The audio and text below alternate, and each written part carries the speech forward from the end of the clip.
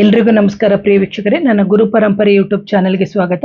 ಇವತ್ತಿನ ವಿಷಯ ಏನು ಅಂತಂದರೆ, ಸಣ್ಣದಾಗಿರುವಂಥ ಪರಿಹಾರ ಲಕ್ಷ್ಮೀ ಸಾಧನೆಯ ಮಂತ್ರ ಅಂತ ಹೇಳ್ಬಿಟ್ಟು, ಈ ಮಂತ್ರ ಜಪವನ್ನು ನೀವು ಯಾವ ದಿನವಾದರೂ ನೀವು ಆರಂಭ ಮಾಡ್ಬೋದು.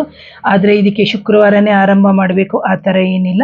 ಸೊ ಇಲ್ಲಿ ಬಂದು ಆ ಲಕ್ಷ್ಮೀ ದೇವಿಯ ಒಂದು ಸಣ್ಣದಾಗಿರುವಂಥ ಚಿತ್ರಪಟ ಇದ್ದರೆ ಒಳ್ಳೆಯದು. ಇಲ್ಲದಿದ್ದರೆ ಲಕ್ಷ್ಮೀ ದೇವಿಯ ಸಣ್ಣದಾಗಿರುವಂತಹ ವಿಗ್ರಹವನ್ನು ಸಮೇತ ನೀವು ಇಟ್ಕೋಬೋದು ಪ್ರಿಯ ವೀಕ್ಷಕರೇ. ಹಾಗೆಯೇ ನೀವು ಇಲ್ಲಿ ಏನು ಮಾಡಬೇಕು ಅಂದರೆ, ನಿತ್ಯ ಅಂದರೆ 101 ದಿನಗಳವರೆಗೆ ಸತತವಾಗಿ 21 ಸಲ ನಿತ್ಯ ಪಠನೆಯನ್ನು ನೀವು ಮಾಡ್ತಾ ಬರಬೇಕು.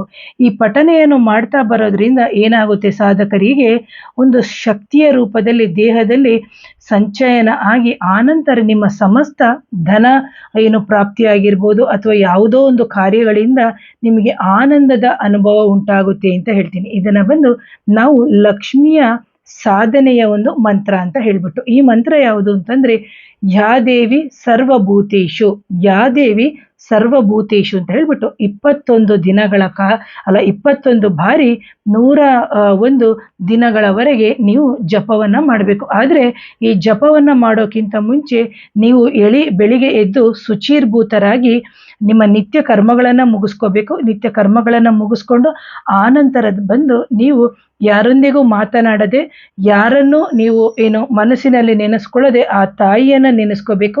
ಹಾಗೇನೇನೆ ಬಂದ್ಬಿಟ್ಟು ಯಾರೊಬ್ಬರ ಹತ್ರನೂ ಈ ಮಂತ್ರದ ಪಠನೆಯನ್ನು ಶೇರ್ ಮಾಡ್ಕೋಬೇಡಿ.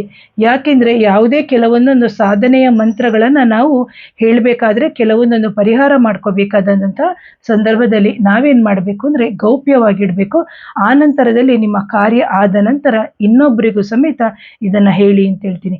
ಯಾರಾದರೂ ನನ್ನ ಚಾನಲ್ನ ಮೊದಲನೇ ಬಾರಿಗೆ ನೋಡ್ತೀರಾ, ದಯವಿಟ್ಟು ಚಾನಲ್ನ ಸಬ್ಸ್ಕ್ರೈಬ್ ಮಾಡಿ, ಲೈಕ್ ಮಾಡಿ, ಶೇರ್ ಮಾಡಿ, ಕಮೆಂಟ್ ಮಾಡಿ.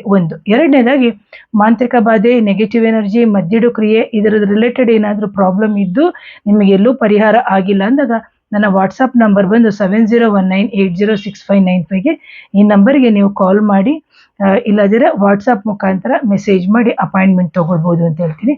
Once again thank you. ನಮಸ್ತೆ.